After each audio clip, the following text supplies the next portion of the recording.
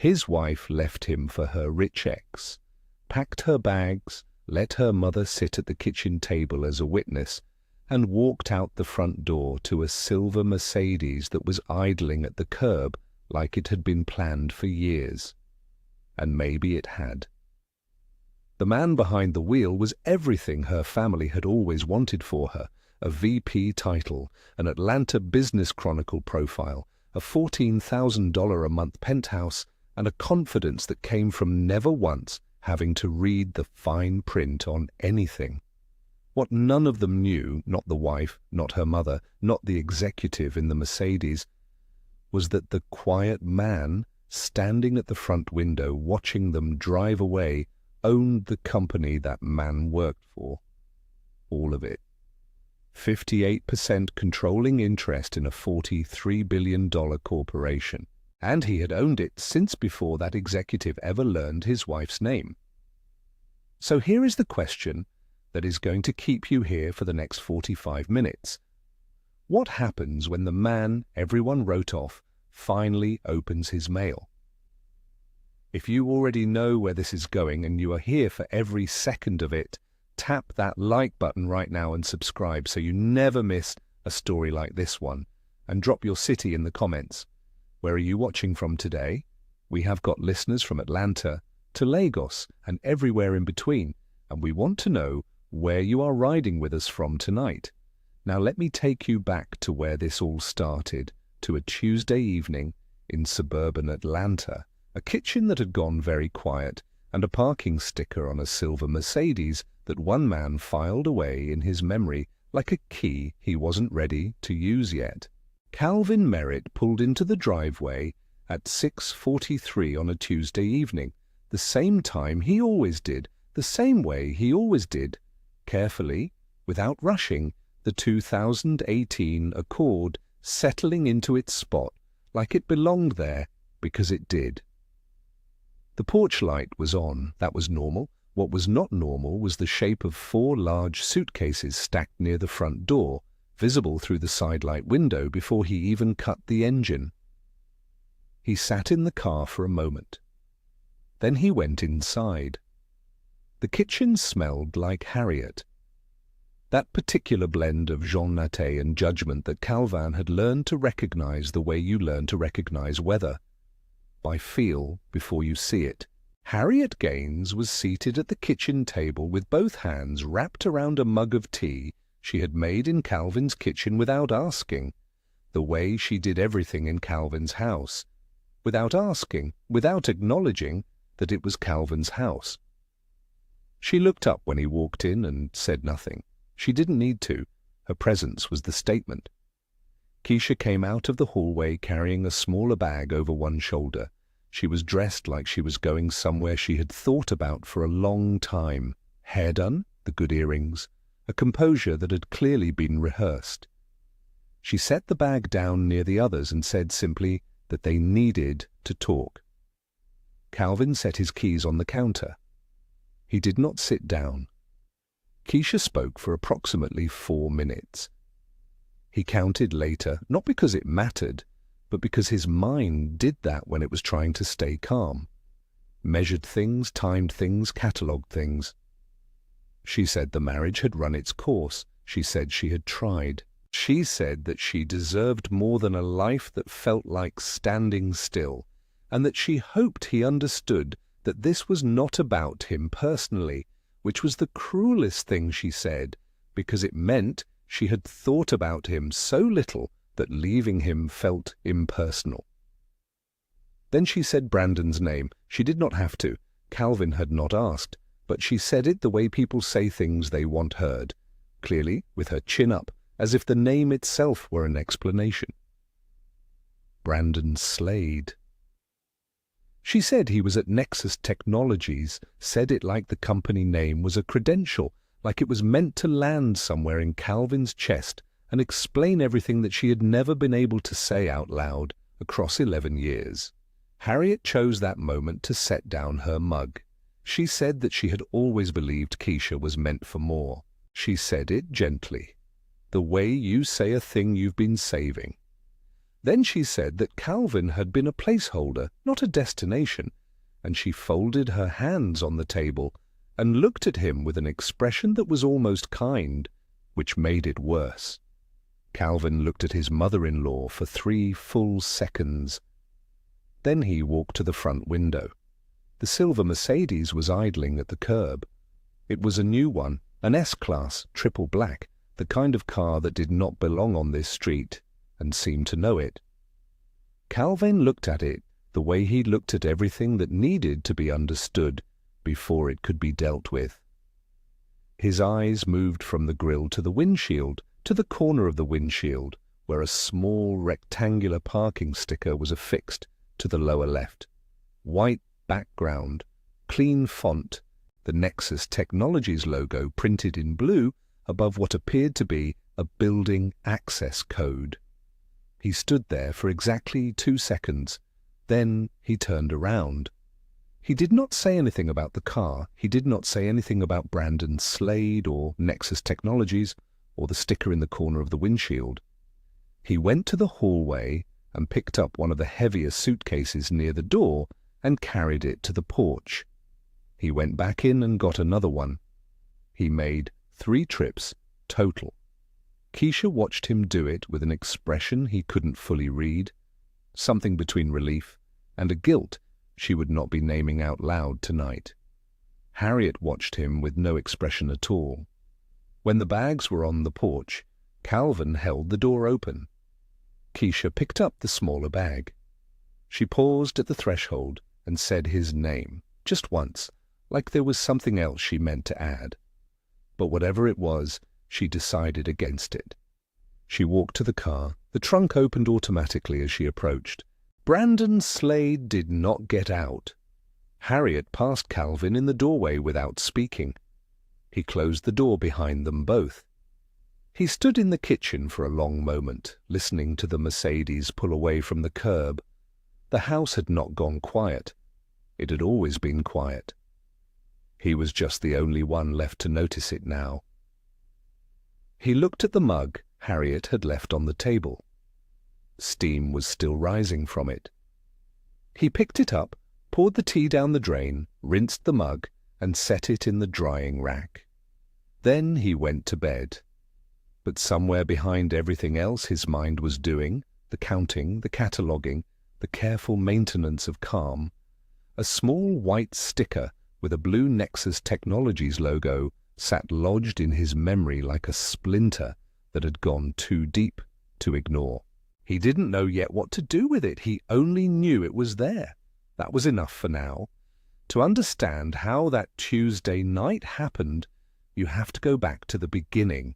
Not to some dramatic moment, not to a fight or a betrayal or a single terrible decision. You have to go back to the ordinary, accumulating weight of 11 years of being treated like you didn't quite belong in your own life.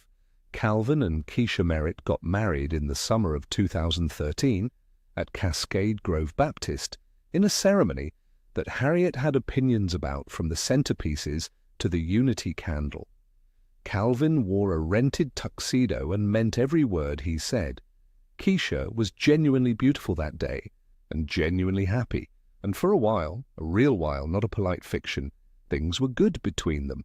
They rented a 2-bedroom in Decatur, split the bills without fighting about it, ate dinner together most nights, and built the kind of modest, functional life that looks unremarkable from the outside and feels like enough from the inside, at least for a time.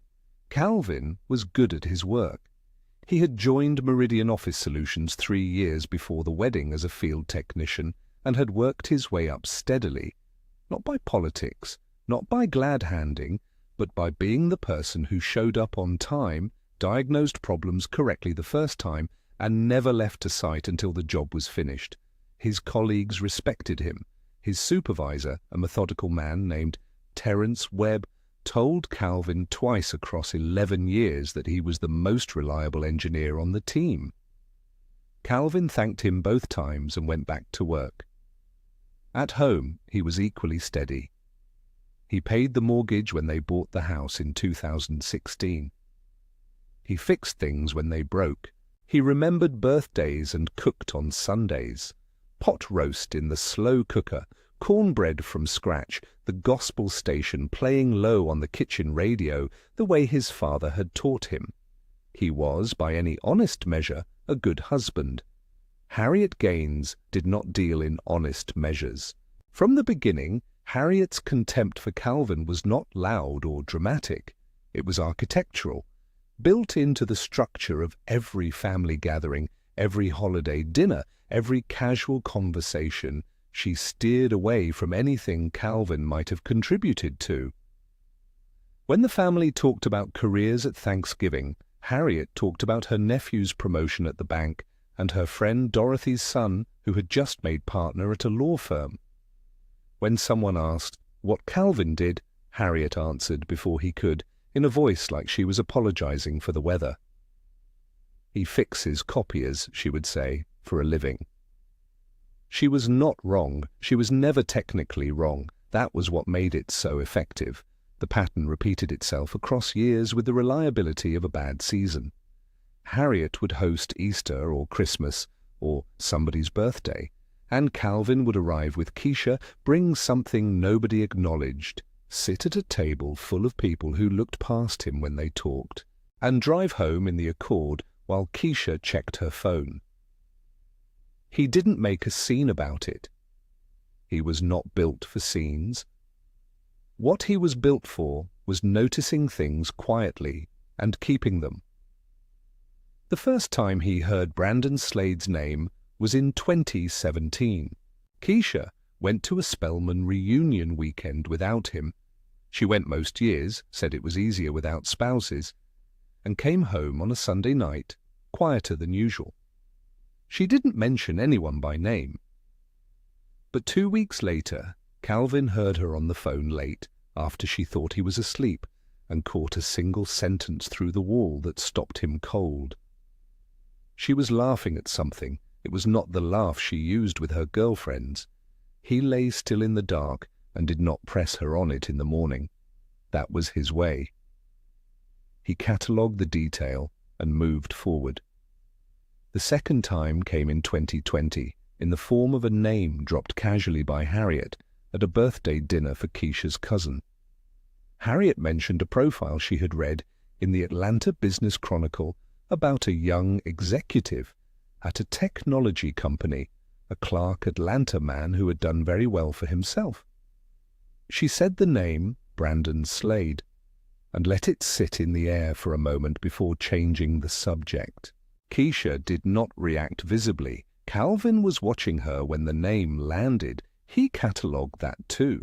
Meanwhile, Leonard Merritt called his son every Sunday at noon. He was a precise man about it.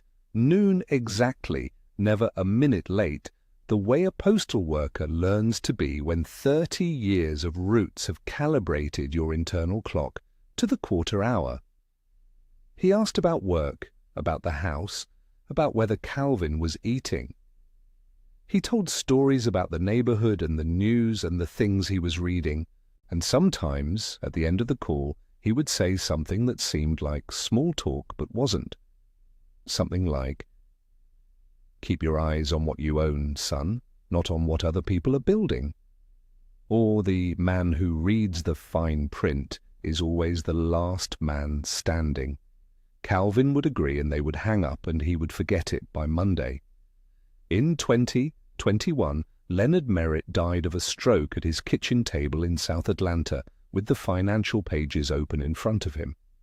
Calvin buried his father, settled what little there was to settle, filed the paperwork Drummond and Parrish sent him, and went back to work.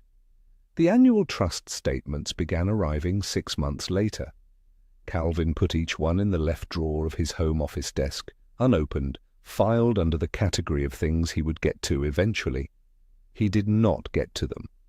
And while those envelopes sat quiet in that drawer for 2 years, Harriet Gaines sat at a birthday dinner table and told her daughter, within earshot of the man who had fixed her roof in 2019 and never mentioned it, that some women realize too late what they could have had.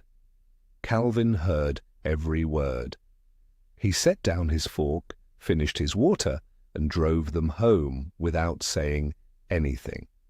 What Harriet never knew, what none of them ever stopped long enough to consider, was that Leonard Merritt had spent the last years of his life building something in silence that would have made her reconsider every word she had ever spoken at his son's expense. She just hadn't read the fine print. It takes a stranger's arrogance to make a man finally open his own mail. 2 weeks after Keisha left, Calvin spent a Saturday morning doing what he always did when something needed to be processed. He worked, not on anything emotional, not on the marriage or the absence of it or the particular silence of a house that had only ever been quiet on his terms. He worked on the home office. He pulled everything out of the desk drawers, sorted it into piles, threw away what didn't need keeping, and filed what did. That was when he found them, 10 envelopes, annual trust statements from Drummond and Parrish LLP, each one sealed, each one dated, running from 2012 through 2021 in a neat stack held together by a rubber band he didn't remember putting there. He had filed them the same way every year, without opening them, without reading them, the way you file things that feel like paperwork for grief rather than paperwork for business. His father had died and left him something, and Calvin had treated the documentation of it like a wound he didn't want to keep looking at. He opened the most recent one first. The statement was 4 pages. Clean columns, precise language, the kind of document that had been prepared by people who charged by the hour and meant every word. He read the asset summary on page 2, Merritt Family Trust, principal assets listed, 3 equity positions inherited in full. The first 2 were modest, small technology holdings worth a combined $400,000, the kind of thing that confirmed what Calvin had always assumed. His father had left him something modest and sentimental, a gesture more than a fortune. Then he read the 3rd line, Nexus Group Holdings, controlling interest, 58%. Estimated consolidated valuation as of December 31st, 2021, $43.2 billion. Calvin read that line 3 times. He set the statement down on the desk. He picked up his phone. He typed Nexus Group Holdings into the search bar and hit the first result, which was a corporate profile page listing subsidiaries and leadership. He scrolled for 11 seconds. There it was, Nexus Technologies, listed as the primary operating subsidiary, headquartered in Atlanta, Georgia. VP of Strategic Partnerships, Brandon Slade. He sat very still. Then he picked up the statements, all 10 of them, put on his jacket, and drove downtown. He had never been to the offices of Drummond and Parrish LLP, but he knew the address from the letterhead, a building on Peachtree Street with a lobby that smelled like marble and money and the particular hush of places where serious things get decided quietly. He told the receptionist he was Calvin Merritt and that he was there about the Merritt Family Trust. She asked if he had an appointment. He said he did not. She made a phone call and asked him to have a seat. He waited 14 minutes. Diane Osei came to the lobby herself to collect him. She was a compact, precise woman, in her late 40s with natural hair pinned back and reading glasses pushed up on her head like she had just set down something important to come find him.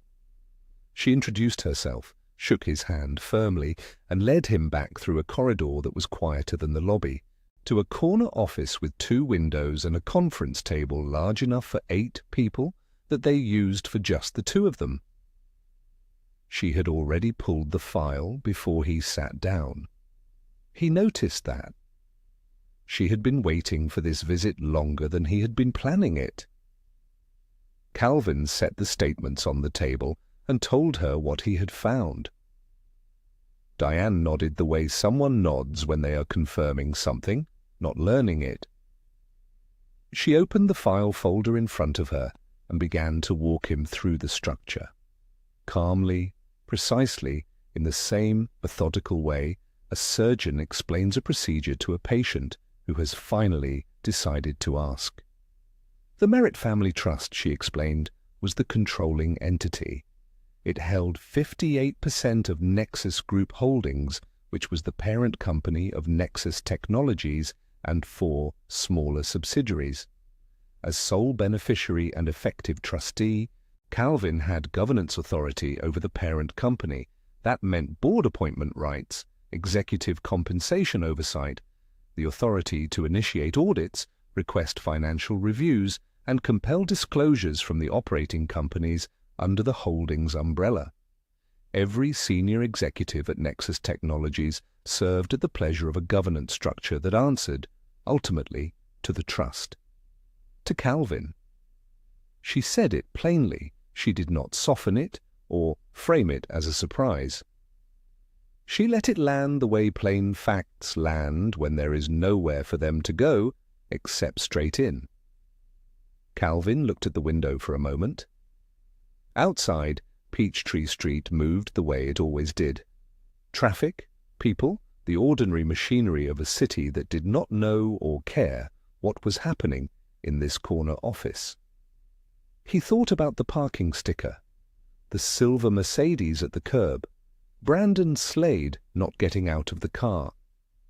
He thought about Harriet's hands folded on the table. He looked back at Diane Osei and sat in silence for 11 seconds. She did not rush him. Then he asked her one question. What can I actually do with this? Diane Osei set down her pen, folded her hands on the file in front of her, and looked at him with the expression of a woman who had been waiting a long time to answer exactly that question. The next 40 minutes changed everything. Diane Osei did not waste the next 40 minutes. She began with the full picture. Not to impress him, but because she was the kind of attorney who believed a client could only make a sound decision if they understood exactly what they were holding. She laid it out in plain language, the way Leonard Merritt would have appreciated.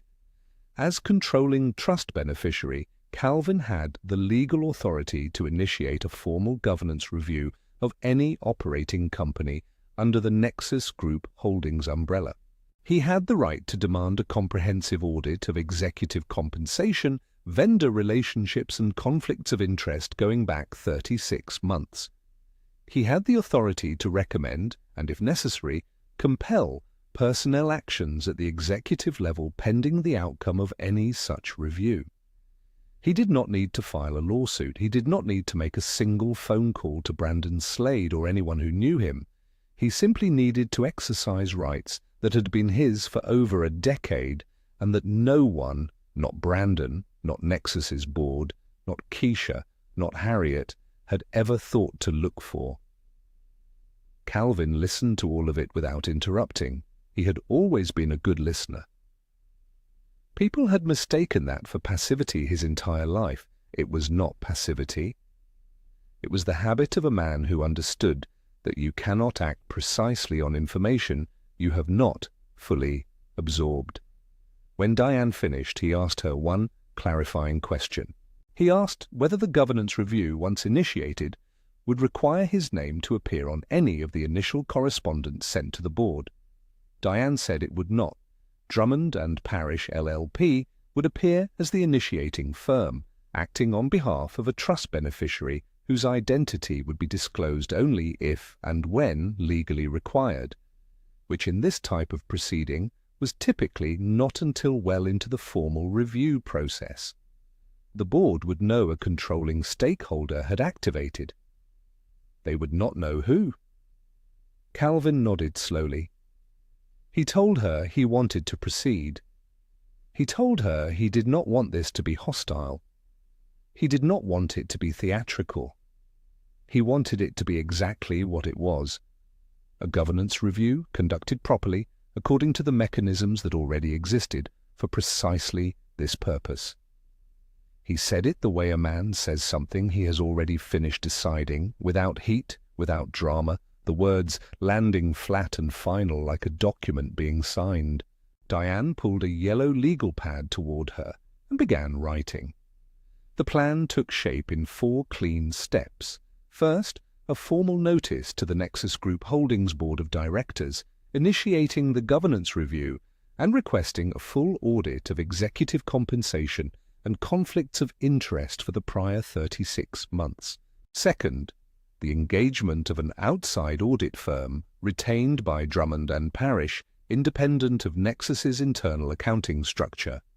Third, a request, framed as standard procedure, which it was, that any executive whose compensation or conduct fell within the scope of the audit be placed on administrative leave for the duration of the review.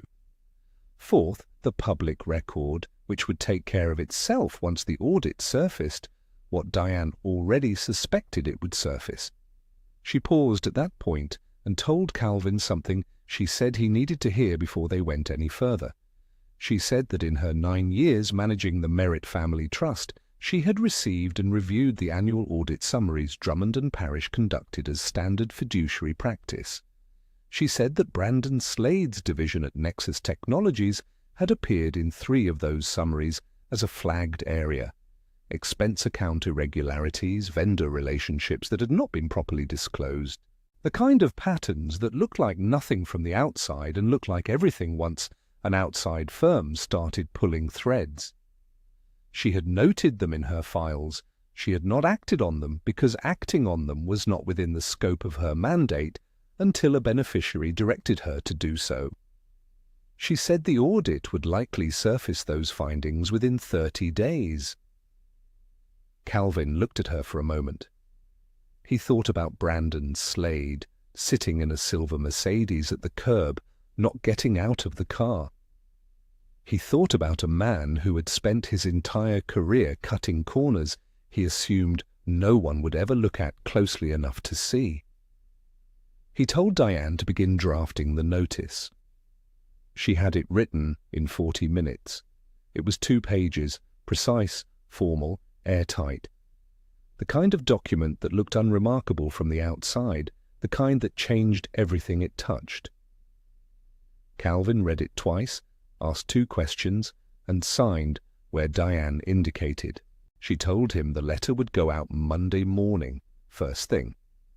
He thanked her, shook her hand, and left the same way he had arrived, quietly, without announcement, the statements tucked back under his arm. The drive home took 22 minutes. He took the same route he always took, past the same intersections, past the same strip of barbershops and nail salons, and the Waffle House on Fairburn Road, where he and his father had eaten breakfast the morning after Calvin's wedding. The Accord moved through the evening traffic like it belonged there because it did. He did not feel triumphant. He did not feel the particular heat of revenge that people imagined in situations like this one. What he felt was the specific calm of a man who has finished deliberating and begun. The kind of calm his father had carried like a coat, so constant you didn't notice it until the room got cold. He pulled into his driveway at 6:41. The letter was already in Drummond and Parrish's outbox. It would print Monday morning. It would arrive at the Nexus Group Holdings Board by noon. And Brandon Slade, who had sat in a silver Mercedes in front of Calvin's house and never once thought to check whose name was on the building he worked in, would wake up Monday morning with no idea that the ground beneath everything he had built had already, quietly, irrevocably shifted. The letter arrived at Nexus Group Holdings on a Monday morning. It came on Drummond and Parrish letterhead, addressed to the Board of Directors, formal and precise and entirely unremarkable in its appearance. It notified the board that a controlling trust beneficiary had initiated a governance review of executive compensation and conflicts of interest across all operating subsidiaries for the preceding 36 months. It requested the immediate engagement of an independent outside audit firm. It was 2 pages long. It used no dramatic language. It did not need to. By Tuesday afternoon, Nexus's general counsel had read it 4 times. By Wednesday morning, Brandon Slade's keycard stopped working. He found out the way executives always find out about these things, not with a phone call, not with a meeting, but with the specific humiliation of a security badge that blinks red at the turnstile while the lobby guard watches. An HR representative appeared within 90 seconds, the way they always do when they have been expecting you. She was professional and quiet, and handed him a letter that used the phrase administrative leave pending governance review outcome in the first sentence. She told him his personal items would be boxed and available for pickup. She did not make eye contact when she said it. Brandon walked out of the Nexus Technologies building on a Wednesday morning at 9:47. A photographer from a local business news blog happened to be on the sidewalk at that moment, covering an unrelated story in the same building. He got 3 clear shots. Calvin was at work at Meridian when all of this happened. He had a service call in Buckhead and a parts order to file by noon. He filed it on time. The first domino was down, the second one fell 4 days later. Brandon's executive compensation agreement was standard corporate language, the kind that looks like protection until it isn't. The administrative leave clause was clear. Unvested equity compensation, as including restricted stock units, mine would be frozen for the duration of any governance review or related investigation. $2.3 million in unvested RSUs, scheduled to begin vesting in 6 weeks, locked without ceremony on a Thursday morning when the payroll system updated overnight. Brandon called his personal attorney that same Thursday. His attorney called Nexus's general counsel. Nexus's general counsel said the freeze was automatic and procedural, and there was nothing to be done until the review concluded. The penthouse rent came due on the 1st of the following month, $14,000, due by the 5th. Keisha had co-signed the lease 3 weeks after moving in, at Harriet's insistence.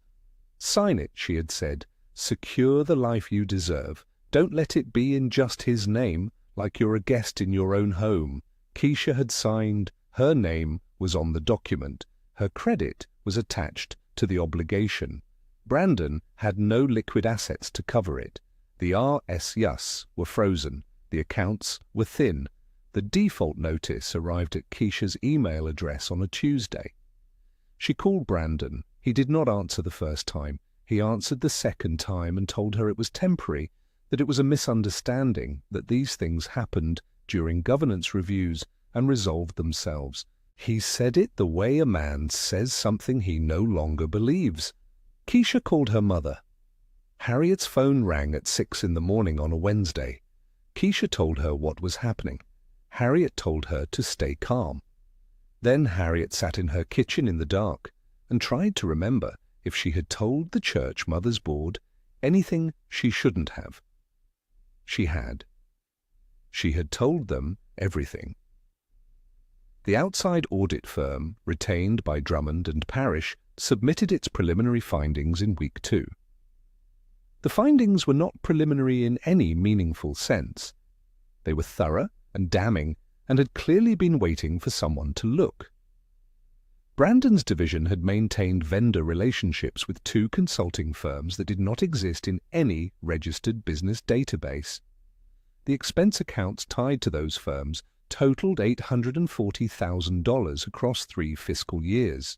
The payments had been approved internally by Brandon and signed off in quarterly reports that the board had reviewed without scrutiny. The administrative leave converted to termination with cause on a Friday afternoon. Severance voided. Brandon Slade packed the last of his boxes from the Nexus Technologies lobby pickup area on a Saturday morning and drove away in the silver Mercedes, which was leased. The Atlanta Business Chronicle reporter who had written the original profile received an anonymous email on a Monday. It contained no documents, no specifics, just a subject line that read, "Nexus VP termination, controlling trust audit, follow-up worth your time." She made 4 phone calls that afternoon. By Thursday morning, the story was online. The headline read, "Nexus 5P terminated amid controlling trust audit. Expense irregularities cited." It was shared in the Cascade Grove Baptist Church Mothers Board group chat at 7:43 on Thursday morning by a woman named Sister Dorothy, who added no commentary because none was required. Harriet saw it at 7:49. She read it once. Then she read it again. Then she set her phone face down on the kitchen table and stared at the wall for a long moment. Keisha called Calvin that afternoon. His phone rang 4 times and went to voicemail. She did not leave a message. Calvin was in the garage when his phone buzzed. He looked at the screen, saw her name, and set the phone back on the workbench face down. He picked up the soldering iron he had been using and went back to the circuit board in front of him. He had nothing to say. Not yet. Sunday morning, Harriet got dressed for church the way she always did. Pressed suit, good earrings, the perfume she saved for Sundays. She drove to Cascade Grove Baptist and pulled into the parking lot and sat in her car. Through the windshield, she could see the women filing in, women who had heard her say that her daughter had finally stopped settling, women who had nodded and smiled and now had read the headline and drawn their own conclusions. She sat there with her phone in her lap and the article still open on the screen. She could not make herself go inside. 2 days later, Keisha Merritt knocked on the front door of the house on Fairburn Road. Calvin answered it. He looked at her for a moment. Then he stepped back and held the door open. She walked in. She came in composed. That was the first thing Calvin noticed. She had prepared for this, rehearsed it, chosen her posture and her expression the same way she had chosen her outfit the night she left. She sat down at the kitchen table without being invited to, set her purse on the chair beside her, and folded her hands in front of her like she was arriving at a meeting she had called. Calvin sat across from her. He did not offer her anything to drink. Keisha spoke first. She said that she wanted to explain. She said that what had happened with Brandon was not what it looked like, that she had been misled about his situation, that she had not known the extent of what was happening at the company. Her voice was measured and careful, and she kept her eyes on the table while she talked, which was how Calvin knew she was not telling him the whole truth. Keisha always looked at the floor when she was editing herself. He let her finish. Then she tried the second reframe. She said that Brandon had presented himself differently than he turned out to be, that he had made promises, that she had believed him because she had wanted to believe him, and she understood now that had been a mistake. Her voice thinned slightly at the end of that sentence, the first crack in the composure. Calvin said nothing. She tried the third one. She said that her mother had pushed her, that Harriet had convinced her that this was what she deserved, what she was owed, and that she had let her mother's voice get louder than her own judgment. She said it like it was an explanation. It was also an excuse. Calvin understood the difference. When she finished, the kitchen was very quiet. Calvin stood up.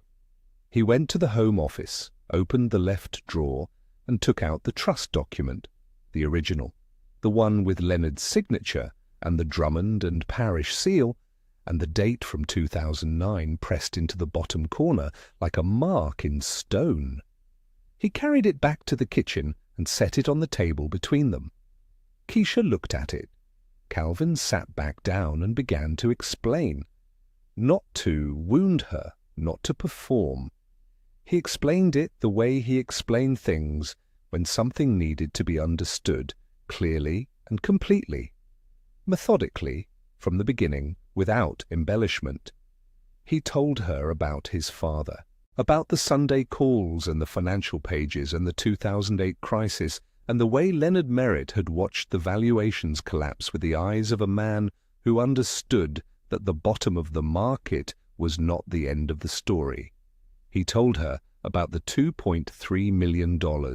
Every dollar Leonard had saved across 30 years of postal routes, liquidated quietly and deployed into 3 distressed technology holding companies in 2009. He told her about the transfer into the Merritt Family Trust and about the afternoon at the attorney's office when Leonard had pressed his pen to the document and told his son not to sell what had his name on it. He told her about the annual statements in the drawer, about the decade of envelopes he had filed without opening because grief has its own filing system, and he had not been ready. He told her about the morning he finally opened them.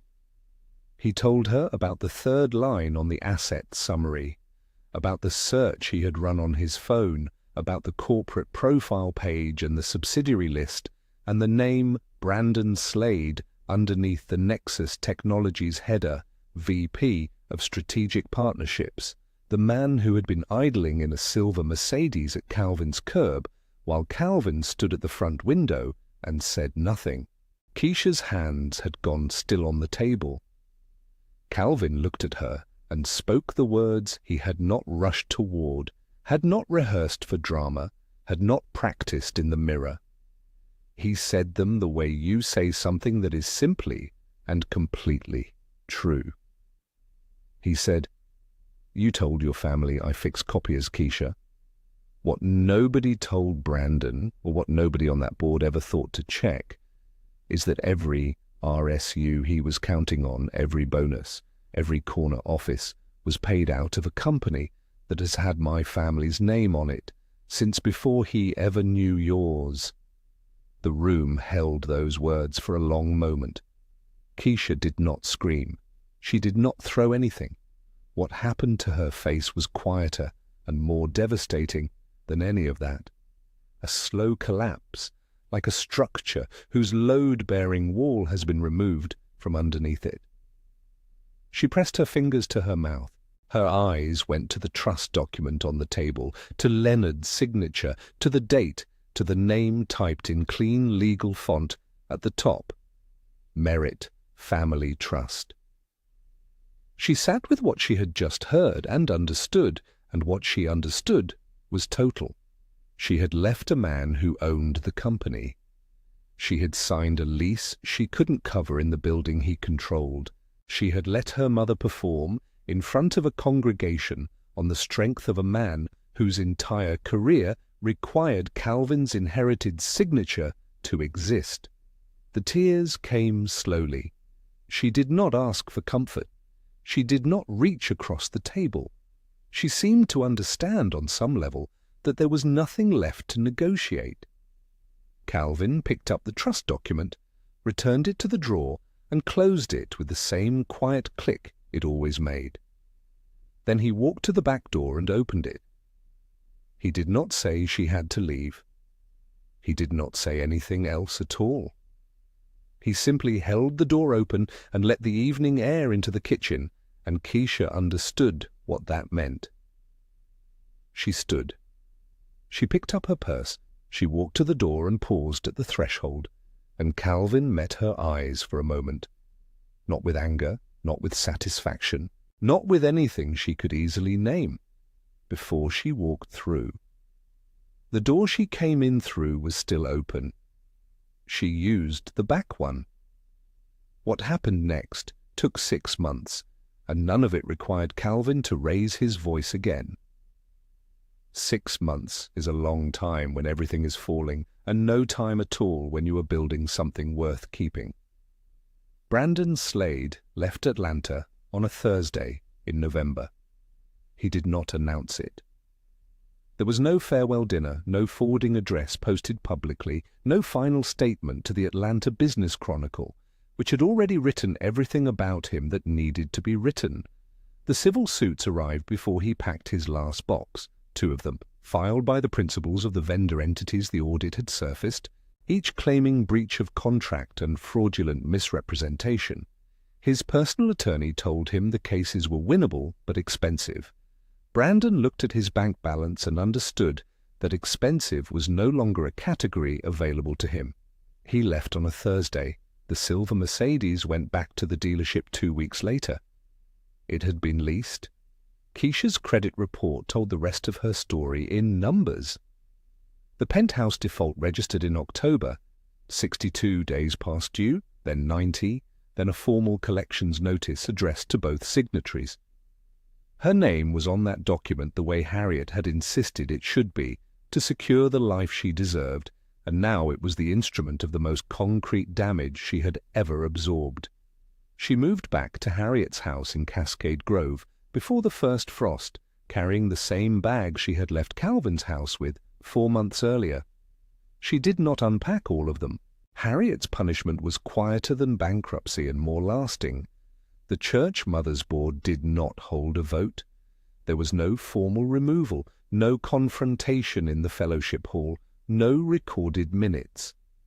What happened was simpler and more devastating than any of that. The calls stopped coming. The planning emails began arriving without her name in the thread. A woman named Sister Gloria, who had sat across from Harriet at every hospitality committee meeting for 11 years, stopped saving her a seat. It happened the way all social consequences happen in tight communities. Not with a declaration, but with an absence so complete it functions as one. Harriet still went to Sunday service.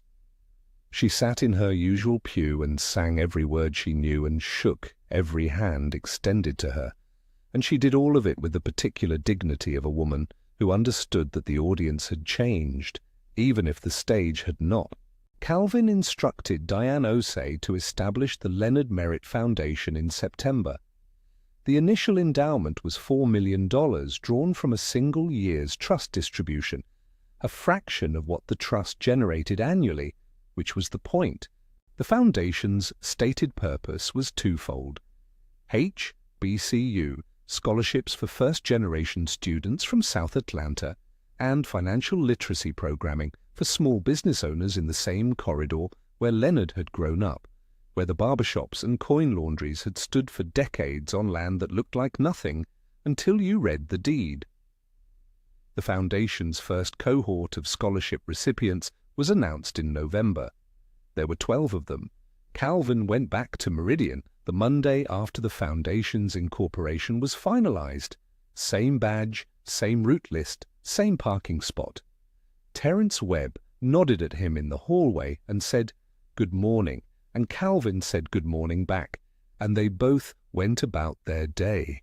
Nothing about Calvin's presence at Meridian had changed. No one there knew anything had changed. In January, Calvin attended his first Nexus Group Holdings board meeting as the trust's designated representative. He drove downtown in the Accord. He wore the same blazer he wore to Meridian.